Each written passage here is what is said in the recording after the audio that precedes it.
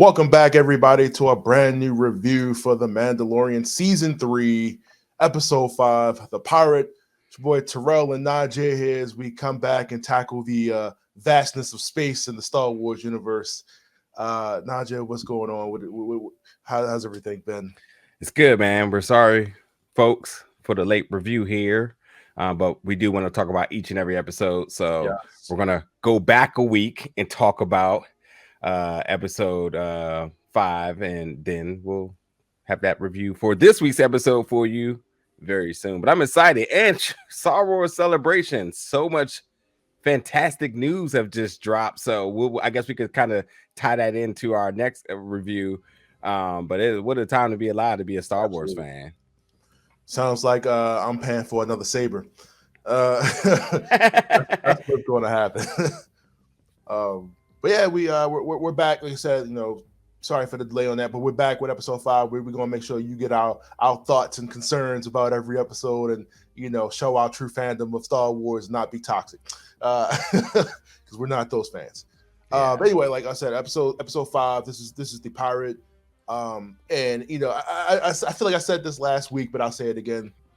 Can we just go ahead and just call this the Book of Bo-Katan at this point? Because this is obviously what it is and where it's going. Without the Mandalorian is like the platform for other characters to get a jump off on that show. I feel like the first season was his season, and everything else is just like, all right, we're gonna do backdoor polish for everybody else, right? It's a again, as I said in our last review, it was a strategy that makes sense. But when we start to watch The Mandalorian, it became what we thought was going to be a space western with just Din and Grogu. And then it evolved into really just everything Mandalorian. So like Boba Fett getting his whole thing, which also became Din's story as well too, which was and Ahsoka at the same time. Right. I think they just keep it broad enough so that they can always tell endless stories and can shift whoever they want the focal character to be for each season. So like, listen, Bo-Katan being the focus this season right now, I'm loving it. I'm eating it all up. But again, I didn't think that's what we were going to get. And hey, now we're here. Let's talk about it. Yeah, Katie Sackhoff is killing it. You know what I mean? So, but yeah, we jump right back in, and in typical fashion that the Mandalorian tends to do. It plays out like a video game for the most part, right? Because we wound up going back to places that we've already been in the show, and we do side missions. And one of these side missions happens to be we're going back to Nevarro. And they give us the recap of, where we have them kill the was it Gorian, his pirate, his men on the planet, and they want to take revenge basically. So they come back and they're on the outer rim, so the outer rim don't get protection. So that the pirates come and take over, they're pissed off, and they gotta pretty much ask for help. And apparently, because there's no Jedi, you can't go to Coruscant, but send a message. At this point, this is 20 years after. Oh no, I'm sorry. Luke exists, but he can't do everything on his own. But this is beneath him anyway. These are just space pirates, right?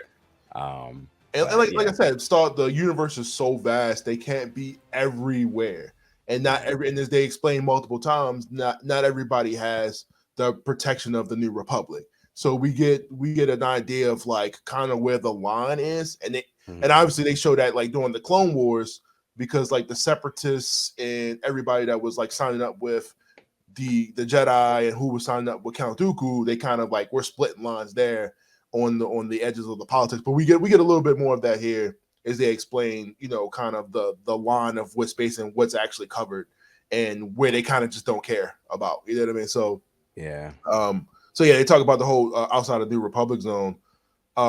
We right off the break, we get a whole conversation. And I can't even think of the guy's name. One of the pilots, one of the X-wing pilots, he comes in. He gets Captain Teva. Teva, yes. Yeah. I'm like, why can't I remember this guy's name? But he comes in and he gets a message. Teva. From Kim's Convenience. He comes in and gets the message from Nevarro from the planet Nevarro that they need help, and the politics of it all come into play, which is absolutely ridiculous, right? And you get a little bit of that in real life too. Is like, oh, we can't intervene because it's outside of our jurisdiction. What does that have to do with helping them?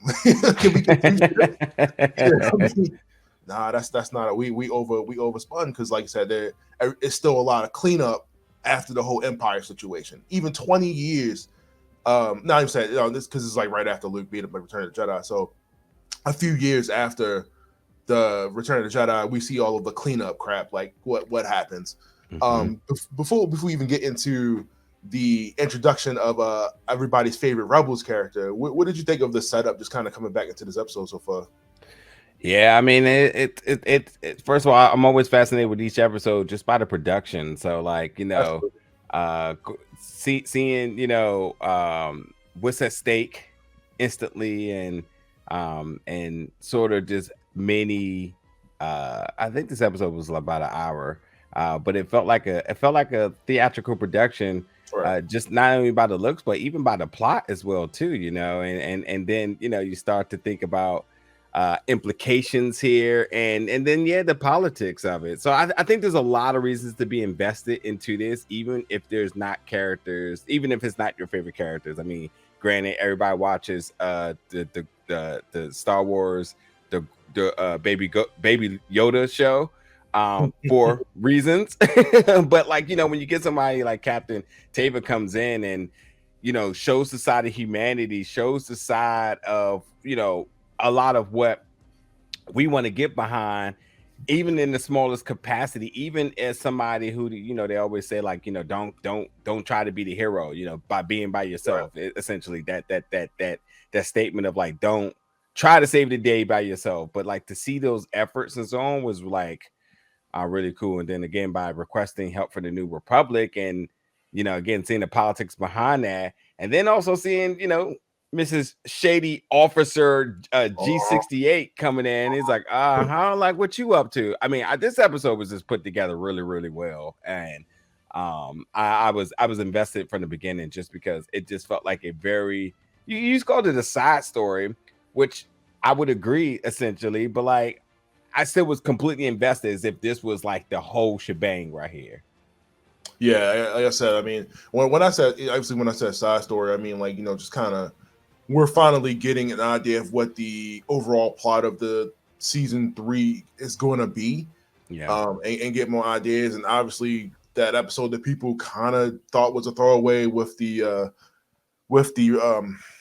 program, they were showing like the I forgot what like they when they man, I cannot think of the word. When they reform themselves, the reform program, and they obviously we still see some allegiances still being in play here. And even, as she tries to manipulate my man Leon Phelps, the ladies' man himself, because everybody's getting cameos this season. And, again, like you say, you can't do it. So Ortega goes and asks, obviously, after finding the secret location of where the Mandalorian is, then and they about to blast off on him because he ain't supposed to be there in the first place. So now they got to dip and they got to move. Yeah. But he knows, like, he still has friends. He's going to ask him because he's outside of the jurisdiction.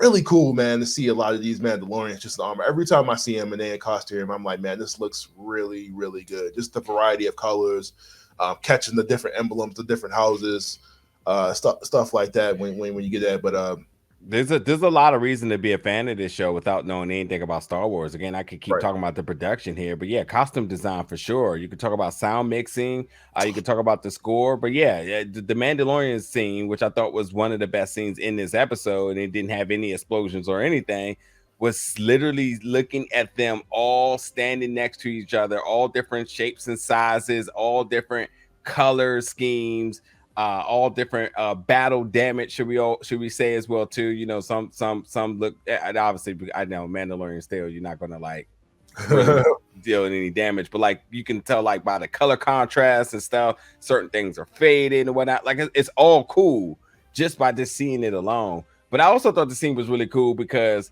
we're seeing sort of a democracy of sorts, of them sitting around having a vote about what they should do. And it's cool to see the effects of last episode really pay into results in terms of what's happening this episode. I mean, Bo-Katan was an outsider, now have gained respect, now being, without even saying anything, being a pivotal member of the crew in order to make decisions going forward on what they were going to do. Like, listen, the Mandalorian's like, this has nothing to do with us. Wait, why are you here?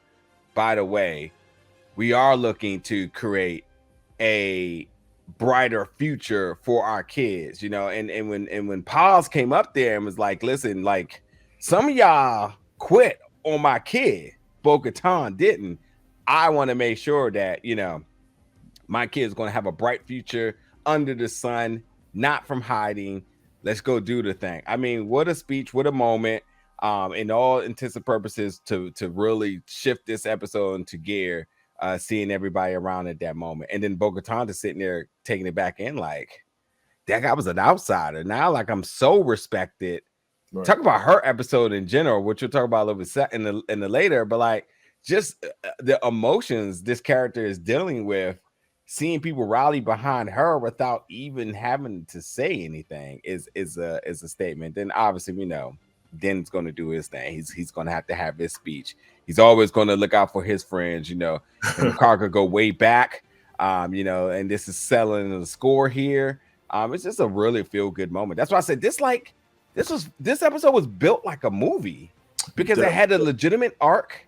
It had the plot, the dilemma, the stakes. And then it had a payoff that you just were just happy to go off with. Like, if this is a season finale, you'd be like, yo, I can live with that. And actually, while I say that like kind of unconsciously, if this was a season finale, that would be amazing.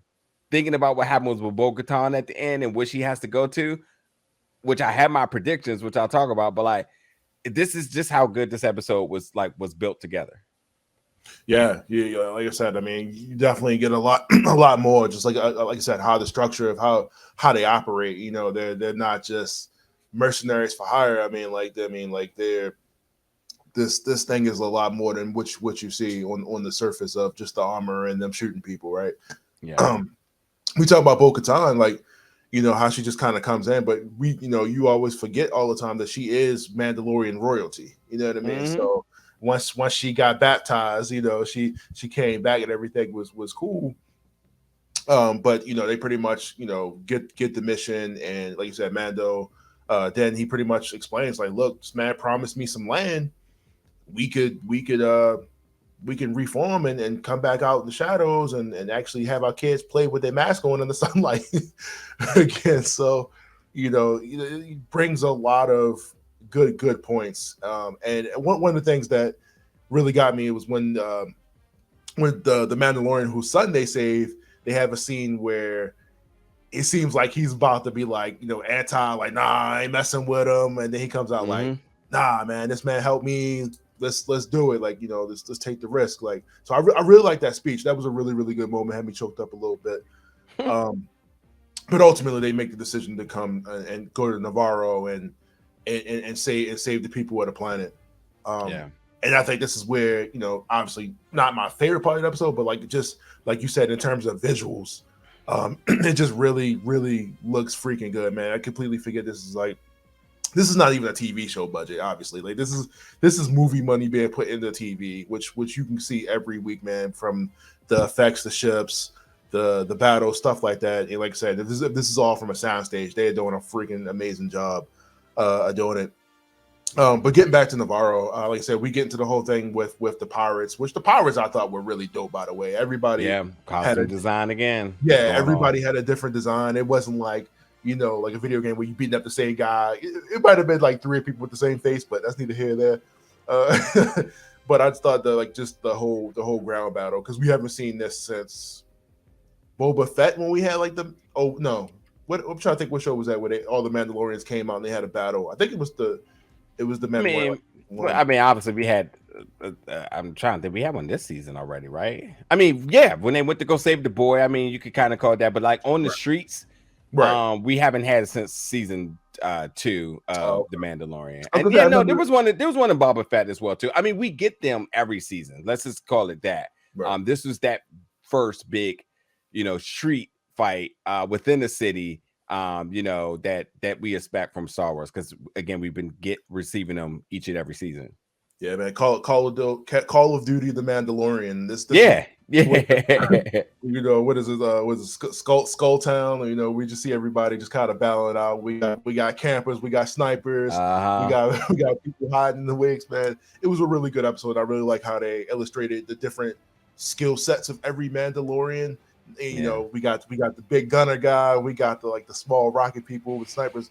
But like I said, you got to see different aspects of everybody's kind of fighting style in this episode. And I really like I said, just the space battles, even though we only had 2 ships. And it's clever too, because even with the limited amount of ships, seeing the maneuvering, seeing the tactics behind it, and even the strategy of taking down the main pirate ship was so cool.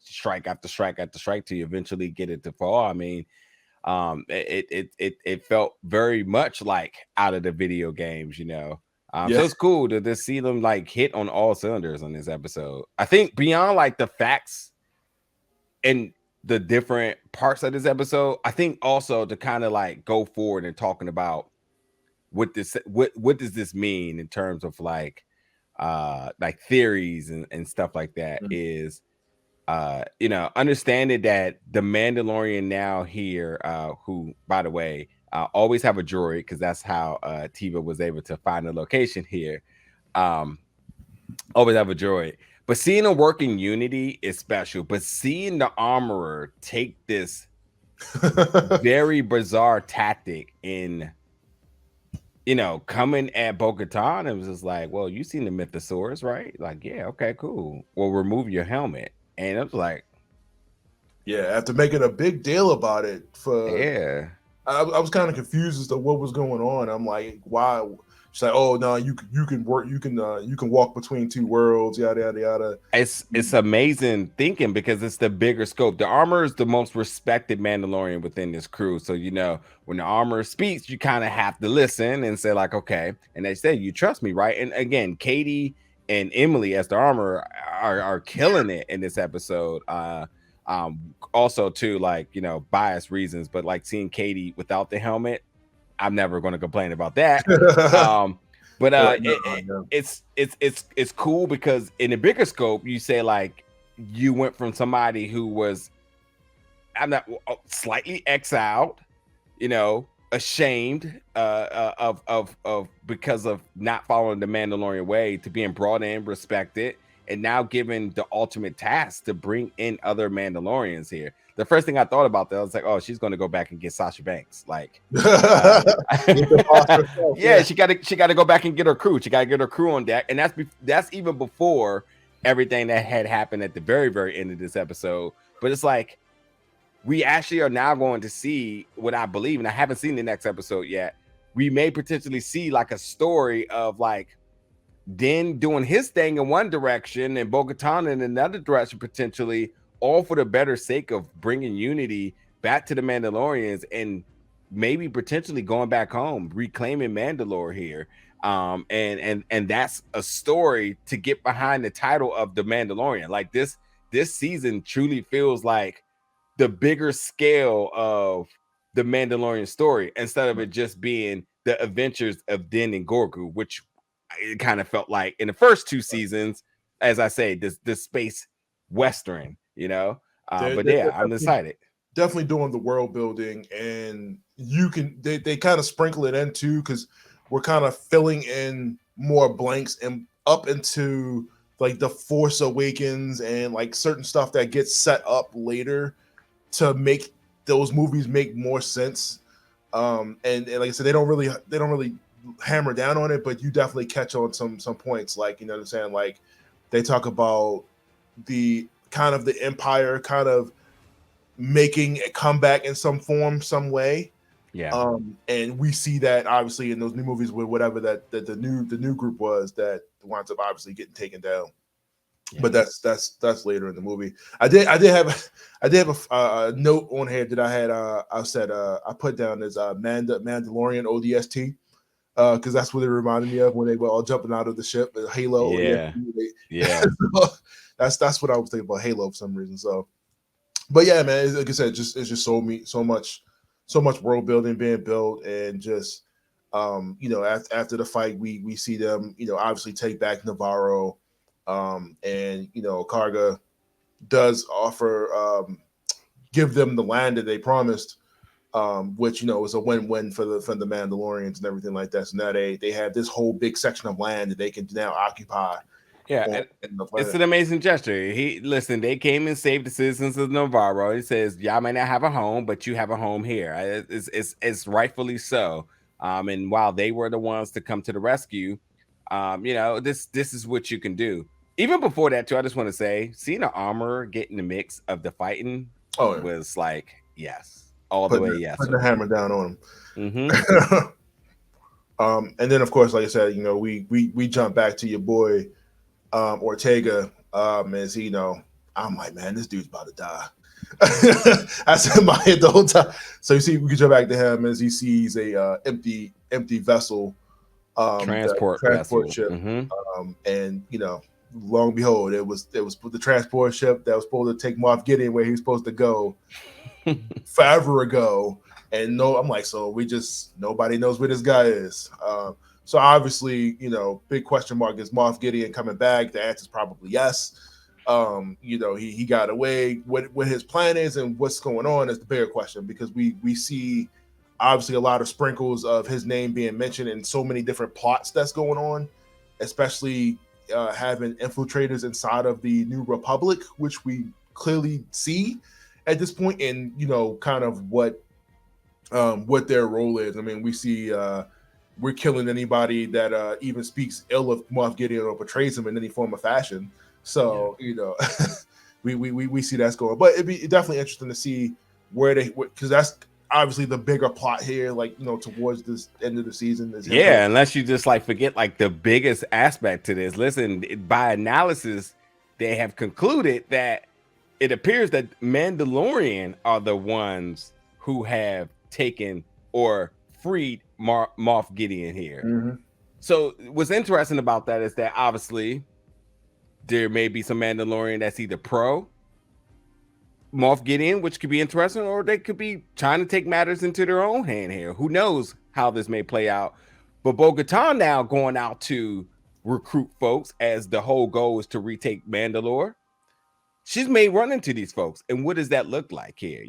Will they be on the same page? Will there be conflict? It's a lot to kind of consider. And will she be the convincing factor, or will some of these influences actually turn her back against this acceptance that she got from everybody right now? So that's what's interesting about it. And I think that her coming out with her helmet and folks with the armor, of course, folks kind of respecting her, I think that's a feeling that she's never ever going to be able to turn her back against. But who knows what influence could do so. And I can tell you one thing, if there's anything that has to do with her getting her hands on a dark saber, that's convincing enough to tell me that we'll get her back to the more of the vigilante side of her, who does anything she can in order to have the throne.